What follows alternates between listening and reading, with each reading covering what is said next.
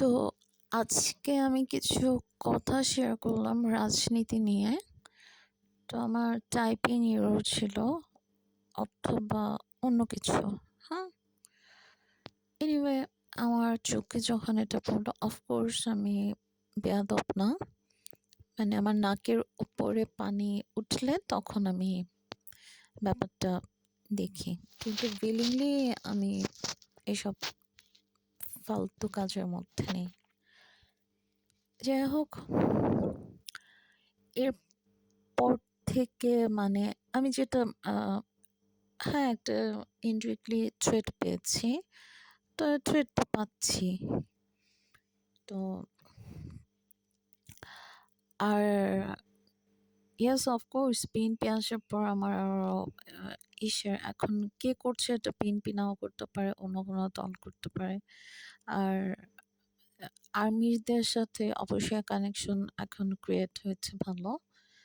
এটা আমার কিছু আসে যায় না, কারণ আর্মিদের প্রতি আমার আস্থা এতটাই অটল যেটা আমি কোনো নেতা নেত্রী গ্লোবাল ওয়ার্ল্ড আমি কিচ্ছু মানি না। আমার বাংলাদেশি আর্মি, হ্যাঁ, ওখানে খারাপ হতে পারে, ভালো হতে পারে, এটা আমার কিচ্ছু আসে যায় না। যারা প্রকৃত ভালো আর্মি, প্রকৃত ভালো মানুষ, আমার তাদের প্রতি আস্থা মানে সবসময় ছিল, আছে, থাকবে। এবং অফকোর্স তাদের প্রোটেকশনের জন্য ইনশাল্লাহ দোয়া। খারাপের প্রতি আসলে একটু মায়া থাকে, কিন্তু তারপরও কিছু সময় আসলে রাগটা উঠে যায়। তারপরও আমি চাই না ওরা মানে ওদের হেদায়েত হোক। হ্যাঁ, তো আমি জাস্ট আমার প্যাটার্ন অনুসারে আমি ওটা মানে যখন আমি এই জিনিসটা দেখি আমি ওটা ঠিক করে নিই। কারণ মোবাইলে টাইপ আমি আসলে তো বুঝি নাই যে মানে মোবাইলের ব্যাপার-স্যাপার। তো ওটা এসছে সামহাউ আমি ওটা মানে প্রেস করেছি, ওই লেখাটা এসছে। অবশ্যই ওটা আই এম সরি। তো আসলে আমি মানে আস্তাগফিরুল্লাহ, আস্তাগফিরুল্লাহ। আমি নিজেও আমি মাদুকে বলেছি, মাদু আমি খুব বাজে একটা কাজ করে ফেলেছি। এবং মাদু বুঝতে পেরেছে আমি এটা উইলিংলি করিনি। তো আর আমার একটা স্বভাব হচ্ছে যে আমি যদি কোনো মানে দোষ করি, যদি আমি বুঝতে পারি এটা আমার দোষ হয়েছে, আমি সরি বলতে দ্বিধা করব না। আর আমি যদি দোষ না করি আর কেউ যদি আমার সাথে মানে সেই দোষটা মানে বলে মানে ইচ্ছে করে যদি চাপাতে চায়, তখন সমস্যা হয়ে যাবে, খুব সমস্যা হয়ে যাবে। আর আমাকে প্লিজ ভয় দেখাবেন না, হ্যাঁ? আপনাদের সর্বোচ্চ যোগ্যতা কতটুকু ওটা আমার জানা আছে, হ্যাঁ? আপনারা এ পর্যন্ত কতটুকু করেছেন তাও জানা আছে। এবং সবচেয়ে মানে সবচাইতে ইন্টারেস্টিং পার্ট হচ্ছে আপনাদের সেই খারাপ যোগ্যতাগুলো না শুধু বাংলাদেশ না, বিশ্ব জানে। চুপচাপ ঘাপটি মেরে পড়ে আছে। আপনারা ইউজ হবেন, যখন আপনাদের ইউজ করার প্রয়োজন হবে তখন আপনারা ইউজ হতে বাধ্য হবেন। সরি। তো আমাকে ভয় দেখানোর কিচ্ছু নাই। আ যার কেউ নাই তার সৃষ্টিকর্তা আছে। আর আ যার ঘরে সন্তান আছে, সন্তান থাকার পর যদি অন্য সন্তানের দিকে আপনাদের চোখ দেওয়ার সাহস হয়, আপনাদেরও তো পার্সোনাল বংশ আছে, তাই না? নাতি-নাতনি আছে। তো অন্যের ক্ষতি করার আগে একবার চিন্তা করবেন যে ওই পাপের শরীর, ওই পাপের নিঃশ্বাস, ওই পাপের হাত নিয়ে অন্য জায়গায় যাবেন কিভাবে? আমি কোনো রাজনৈতিক ব্যক্তি না, হ্যাঁ? এটা মাথায় একদম সেট করে রাখেন। আমার এবারে যে উপকার করবে, আমার উন্নতি করবে, আমি শুধুই মাত্র তাকে চাই। আর যদি ভুল করে যদি আমার কোনো শত্রু আসে, এবারে যেন শিকড়সহ আমার সৃষ্টিকর্তা সেই দলকে একেবারে পরিপূর্ণ, পরিশুদ্ধভাবে একেবারে ডিস্ট্রয় করে দেয়, একেবারে ধ্বংস, হ্যাঁ? এবারে যেই আসুক, এইটা হবে, হ্যাঁ? তো আ অন্যের মেয়েকে নিয়ে টানা-হেঁচড়া করা বন্ধ করে দেন। কালো জাদু, তারপর হচ্ছে স্পটস তো আছে। আমি আমার স্টোরিতে দিয়ে রেখেছি, মানে এত বাজে বাজে টেক্সট আসে, মানে এত বাজে। হ্যাঁ, এটা আহ, হ্যাঁ আসছে, আর আমিও রিপ্লাইটা ওভাবেই দিচ্ছি। কারণ আমার আবার ওই যে বললাম না, যেখানে আমি দোষ করি না সেখানে আমি আবার ছাড় দেই না। আর মানে কি বলবো, বাংলাদেশের রুচি, মানে কিছু বলার নেই। তো আপনারা ক্রিমিনোলজি নিয়ে যারা কাজ করছেন তারা হয়তো আমার কথাটা বুঝবেন।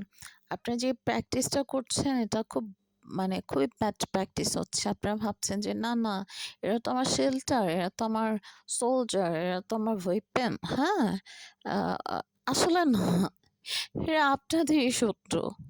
জাস্ট একটু বড় হতে দিন, জাস্ট একটু অ্যাব্রোডে ঘুরতে দিন, আর একটু বড় হোক। হ্যাঁ ঘুরবে তো, তারা অন্যভাবে বড় হবে না?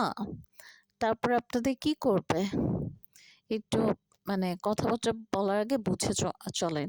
আর আপনাদের যে দম্ভ করে চলেন যে আমি অন্যের হাত পা ভাঙবো, অন্যের ক্ষতি করবো, অন্যের বাড়ি ঘর ব্লা ব্লা ব্লা, হ্যাঁ, অন্যের সবকিছু ব্লা ব্লা ব্লা,